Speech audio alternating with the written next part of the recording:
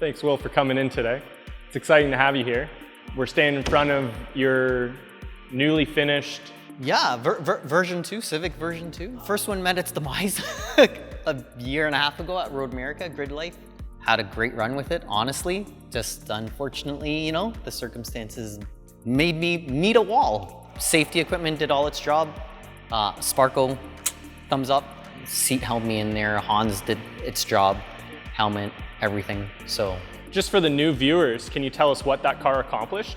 Oh, we built up the original, the OG Civic for time attack. That was, you know, our intended goal right from the start with it. Starting 2015, we just went to town with it, really, and over that span of 5 years, we achieved some pretty incredible results. Overall record at Buttonwillow, so Global Time Attack, Buttonwillow CW13 as it's known as. We could call it the holy grail of American time attack. Road Atlanta, overall record at that. I did a 1:19.509, still the current. This is a front wheel drive car, guys. Okay. Front wheel drive car, lots of lessons learning to get to that point. Road Atlanta, for example, is, you know, we debuted at 1 minute and 30 seconds as a lap time, went back out there a year or two and it was 1:28. Then it went down to 1:25, then to 1:23, then to 1:19. So you can just see the progression as the years went by, and it's just incredible. Like you said, like the car met its demise, and how do you wake up and go, I'm not gonna quit, I'm going faster? Looking back at it and thinking how much more we had to go still, even with the OG one, it was like, man, we still had more here and more there. And it's almost like finishing off the original one and giving this opportunity to rebuild and incorporate all the ideas we really wanted to the original one and just have a clean sheet and just go to town with it. What's the number one thing that you changed between the first Civic and what we see here today? A lot of the original car, the concept and some of the original parts are still on this car because they worked really well. In this case, the door, the roof, bumper, splitter, that's all based off the old car. Front suspension, the engine, transmission, drivetrain, relatively speaking, is all based off the old car. So major revisions really started happening at the back of the car more so than the front. The OG Civic was basically still utilizing the factory suspension. Yeah, it's a lot of changes here. What we went from was a separate spring and coil setup of the OEM design. And we've obviously altered it and made a full cantilever rear suspension system on this one. Our partners at Fortune Auto, they've been obviously incredible in our whole entire journey. Since day one with our Civic, we've been fortunate to have them as a partner. They've helped us get to where we are. And same thing, going into this setup, we were pretty specific on what we needed. We were like, hey, we need these dimensions, we need these rates, this mounting system. And they went at it and they made it happen. And so super thankful for them to obviously, you know, be supporting us once again. Vibrant Performance, obviously, right here at Vibrant HQ right now. You're a fantastic test bed. Like, there's no better testing than the pinnacle of time attack, right? Like, you're pushing parts well beyond their intended use. You know, being able to go to Australia in 2017, and I remember we had to bring some Vibrant titanium, some prototype titanium with us at the time, and we welded it up when we were in Australia to meet the rules and regulations. And we've got some new prototype car parts on your car now as well, with our Dash 16 coming out there soon. Yep.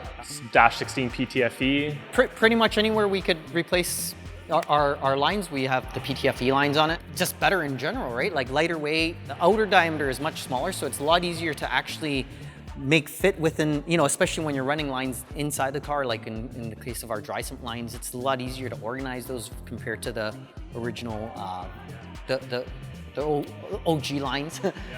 They're impermeable, I believe the word is. So they don't leak any kind of, you know, smell, especially with E85. E85, right? So that's exceptionally like the next level of corrosion and just it dries performance out is that better, rubber, right? Yeah. From a racer standpoint, it's the best. It checks all the boxes. It really does. Right? It really does. We pretty much have a catch can on the front of the car for the engine, rear of the car for the dry sump system. Our transmission has its own dedicated catch can. Welded up a nice little Vibrant overflow for my cooling system, and I had to modify a catch can to become my air canister So it's literally a vibrant catch can that I made a new top for and have incorporated into my paddle shift system. So it's my little air compressor tank. And it fits and looks awesome. Been using the HD clamps throughout. It's just awesome, especially from a serviceability standpoint. Trackside, like we can take apart a pipe in 2 seconds, and you just take the minutes that you would normally be struggling with, and it's just like, no, these things just pop off. It seems to be the last thing people really think about is serviceability at the track, and the charge piping is generally the first thing in its way to get at more critical stuff like gearboxes and engines. And it's the make it or break it of a win, right? Like if you're in the sidelines and you can't get a repair done in time, then you might miss a session, and that session might be the magic one, right? As you see my big sticker for Twife in the back here, we've been very successful with their transmissions, with their sequentials. With Andrew Mercer from Momentum Motorsports, we went through the data, looked at our original run-up Pikes Peak in 2019, and we saw, basically where we were in terms of the slow speed corners, in terms of the high speed corners, and this time we basically designed a transmission that the ratios are going to be basically perfect for maximizing our effort up Pikes Peak this year. Even like the exhaust system, we went from a 3-inch titanium exhaust system, vibrant titanium exhaust system. Now we have a 3.5-inch titanium exhaust system. Although it's only a marginal size difference in terms of the flow rate that's needed for making 800-900 wheel horsepower, that's where the difference comes in. And again, having Vibrant on board that we can get the access to these sizes has just been awesome. Great group of guys at Borg Warner there, and they've been an excellent partner of our program. And sure enough, for our Pikes Peak effort, we have a specific turbo that's been designed to, maximize the high altitude. Yeah, that's a real struggle with the, like you're taking a time attack car and you're trying to make it into, it's still racing the clock, but it's now 10 minutes long, and you were just about to say it, you're going from, 12,000, 10,000 feet to 14,000 plus? Yeah, start at just under 10,000 feet, and we end up at just over 14,000 feet. So what does that mean to a car and to you as a driver? Like, you've got to make power in that, you've got to make downforce in that, you've got to cool in that, and you've got to operate in that. Right, so the basic thing is, basically we're talking about 35 to 40% less oxygen density, which means your cooling, your aero, your breathing is all affected. Anything that's oxygen required is affected by it, including the turbo compressor. It's one of those things where it'll just keep whining and whining and not building a lot of boost because it has nothing to compress. It doesn't have as much volume of air to compress. Getting acclimated to that altitude is definitely something hard for people that, basically live their whole life at sea level. We did carry an oxygen on board on the race car going up the hill, but I did run a few practice sessions without it, and I didn't feel that bad. So this year I will definitely take my time getting back used to it again, and we'll see where we are and go from there. Obviously, a big key to our success is our engine drivetrain setup, our powertrain setup, starting with an LA sleeve K24 block, so a TSX a K24A2. From there, we fitted in with CP Carrillo pistons and rods, so CP pistons and then Carrillo Pro H-beam rods. In this case, we're actually going to a TSX head that we ported in-house, fitted with all SuperTech. You do a lot of this in-house, don't you? If not all I do of all it? my own assembly in-house. We obviously have machine shop help with machine work, but everything. But the wiring harness as well, I believe you so built the that all entire yourself? harness. We've switched to an Mtron KV8 ECU. Mtron's been That's a big change. one of the big kings in the world of time attack, the RP968, the Tilton Evo. You're talking about basically the best, fastest cars in the time attack business. They all run on Mtron, and I just felt it was, this is a company that honestly just really values our sport, and the capability of the product is second to none. That's something that's been very, very interesting to learn. They've just been awesome to deal with. It opens up a lot of doors and avenues for us because of the fact that you can go in and basically utilize what you want in terms of features and just incorporate into your own system, into your own car. Nick from Mtron USA, he's been actually very integral in helping me set up the car. He was actually doing some remote tuning while we were on the dyno. And just overall, his input has been, so valuable for us to get where we're going. It was a little bit tricky this time because, we incorporated PDM into the system. I never had a PDM into it. And just learning from the ground up on how to program the PDM, how to make it work from CAN between the M-tron into the Motec. It did take a little bit of learning, but I figured it out, and I have it working now, so that's been awesome. A little shout out to Rywire. He's been actually really good. He helped us with our initial, hey, this is what you need, this is what you should assemble a harness with. The Firewall Connector, this time we have a Firewall Connector, so it's a lot easier to do an engine swap. Our other drivetrain will be an engine, transmission, harness, all assembled, competition clutch twin disc sandwiched in between it, and ready to go, right? So the swap will basically be drop the subframe and then take one out, put one in, and hopefully... At that point, we're talking... Probably half the time of what it used to take. Our Vibrant HD clamp right there, I still run Hasport mounts, right? So it's still, although this is their hardest durometer in terms of the polyurethane, it still has some compliance in it. So it is actually important that the HD clamps have movement. You know, they articulate, they have in and out, so they can take up that movement without having obviously any failure rate, right? From that standpoint, they're exceptional. From the serviceability standpoint, they're untouchable. Speaking of exciting, the wrap. So isn't this cool? It's like, bam, there you go.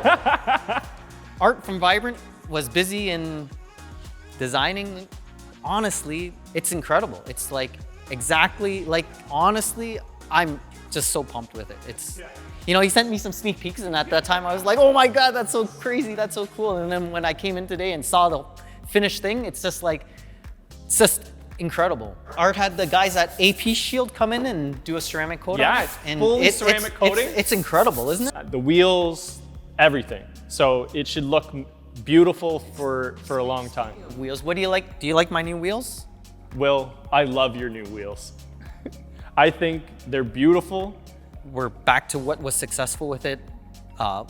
Raze Engineering, Volk Racing ZE40s, Stop Tech brakes, Project Mu pads, Hoosier tires, of course. You know, they're not small either. Oh yes, so 315s in the front of a Civic, but honestly, like these are partners which, these are components which we've relied on, depend on, and obviously the performance speaks for itself, right? So obviously we look back at our last effort at Pikes Peak. Quite frankly, the last real Vibrant video that we shot. No, like that's not our last time there. Like I'm definitely gonna go back. I'm definitely gonna go after that front wheel drive record. You know, and I understandably fully the challenge of Pikes Peak is so unique. It's not like a normal track where you're like, you know, I'm targeting this lap time, because there's so many variables. The Pikes Peak thing says, you know, the mountain decides. You have to really have a good qualifying run, put yourself in a good position for race day. So many things have to go right. But from there on, I think like a big thing right now is the lessons we did learn from the first time out. We've incorporated a lot of those into trying to, you know, fix hopefully our effort this year. The values of this company are, to me, the best, right? Like it's real people, and you take a look at that and you look at the innovation in products and you look at the actual fabrication components that obviously I make full use of. I couldn't have achieved it any way else, right? Like ultimately, that is actually our success. Our success does come back to the components' ability to deliver. And it's just been great to be a part of Vibrant and see the growth of me and the growth of this company. It's just been amazing. Like look at this shop right now. It's like phenomenal. Well, we wish you the best of luck, Pikes Peak and your future time attack endeavors, and can't wait to see this thing out testing. Absolutely.